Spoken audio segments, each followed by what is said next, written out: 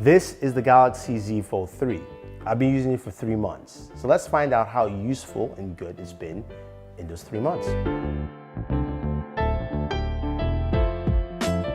Hey guys, Thunder E here, and thank you for joining me on my 3-month review of the Galaxy Z Fold 3, which I took with me to San Diego to test drive the new Ioniq 5 from Hyundai, and I captured some really awesome footage with the Z Fold 3. So this is Samsung's latest flagship device for the year 2021. Now, this comes in technically in place of the Galaxy Note in terms of the release timeline during the year. And as a Note user myself, I was a bit perplexed about why I didn't get the Note, but the Z Fold 3 brings in a lot to the table. Now, in terms of just pure hardware, this is an engineering marvel. The fact that this here, we now have water resistance with the device is truly amazing. Something that has a movable hinge, and also dual displays is also nice. Now, the cover display is still roughly the same size. The internal display is also slightly larger with the under display front-facing camera, which I will say, look, it's not the best when you want to take photos with it, but it will suffice quite well for video calls. And it gives you much cleaner real estate for those, gaming sessions or whether you're watching content. I think that really works out well. But as a Note user, we still miss the S Pen this year. And I think that's something that they added that really added a new touch to this device altogether. Being able to write and use in any form or function was just pretty good with the Z Fold 3. Of course, that's only done on the internal display and not on the cover display. So that is something I really want to see with this device moving forward.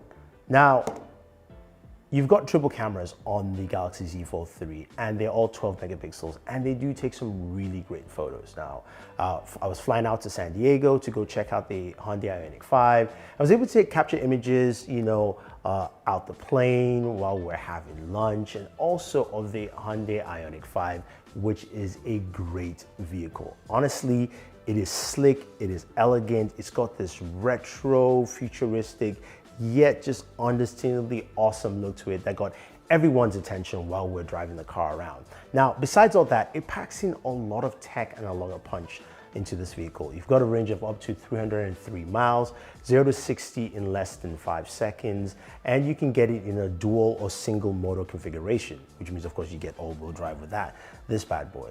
Now, you also have a massive trunk and a lot of space that makes it look like, yes, it looks like it's a small vehicle, but it's got a lot of space inside. There's a lot of space for the back seat, as well as for the front seats and the driver with that full recline seats while you're charging. Now, charging is super fast on this vehicle on the Electrify America network. And you've got dual displays at the size of 12.3 inches with a full touchscreen display at the center console that allows you to access Android Auto, Apple CarPlay, as well as also the ability to, honestly, I love this feature though, to heat and cool your seats. Now, I live in the Northeast, so of course heating your seats is great, but driving out, in some steamy warm weather, cooling your seats as well is pretty nice. Now, if you want to find out more about this awesome vehicle, then definitely use the link down below and find out more about the Hyundai Ioniq 5. So back to the Galaxy Z Fold 3. What's the usability like? I've mentioned scenarios where I've liked it, it's worked, and it's worked quite well. I would say for me, on a day-to-day, it's been very easy to use, but also slightly clunky. I have to admit, this is not a thin or light device. It's something you will definitely get used to, but it does have some weight, and the sizing is more than your traditional smartphone. If I take my Galaxy S21 Ultra and put it next to each other, you can see how thick the other device is from one another. Now, of course, when you open it up and you lay it flat, it feels nice and comfortable. Now, the other thing, of course, is that S Pen. I love the way it works on this device, and I love the fact that it supports an S Pen, but there's no housing for the S Pen. As you can see, I'm using a custom case here for the S Pen, and it's really nice. It's much better than the Samsung case. And I actually did a TikTok of various cases that I tried on this device, and I'm glad there are lots of cases for it, but it kind of highlights the problem you have with the Z Fold 3 is that you cannot, of course, store that pen successfully. And even this looks good, but again, it creates a bulge and it doesn't allow the device to lay flat if I'm actually using it closed. Now, the other thing, of course, is that cover display. It's great to have something that gives you, full access to your device without opening it up, but it also limits with the width and also limits with just overall usability. I tend to open up my device and start typing as if I'm using it on a larger display, and that's just something I felt more comfortable with. And that allows me to use more of the multitask functionality, being able to use, 3 apps at the same time, and also having enough real estate to actually navigate those apps quite effectively. I mentioned gaming earlier, and gaming really is something that excels on this device. This is probably the best way to game. I would tell anyone, if you're a gamer and you have this, because you've got the Snapdragon AAA processor, you've got enough RAM to do all the things you need to do, and you've got the real estate for that gaming experience.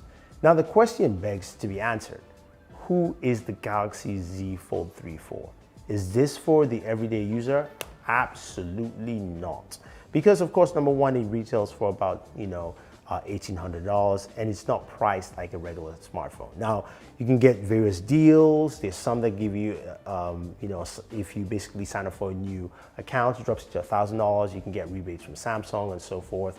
But this device truly is for the power user who wants something that allows them to do more device tasks at the same time with a single device. So whether you travel a lot and you need to watch content, you're checking email, you're actually doing work from your device, this will work out very, very well. This real estate is an awesome canvas for you to actually do a lot of work, but also have fun and play at the same time. I think that is the user this is targeted for, and I think that is why we saw the inclusion of the S Pen to bring more functionality to the table.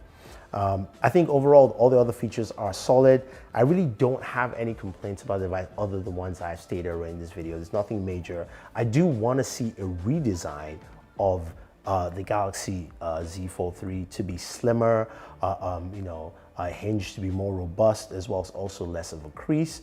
And that kind of brings to mind the Oppo Find N, which we just saw a glimpse of from Oppo. And yes, I will be receiving that device pretty soon. So you guys will see a comparison and also what that device actually does. So stay tuned for that video. And at this point, I'll see you over on that video. Enjoy your entertainment.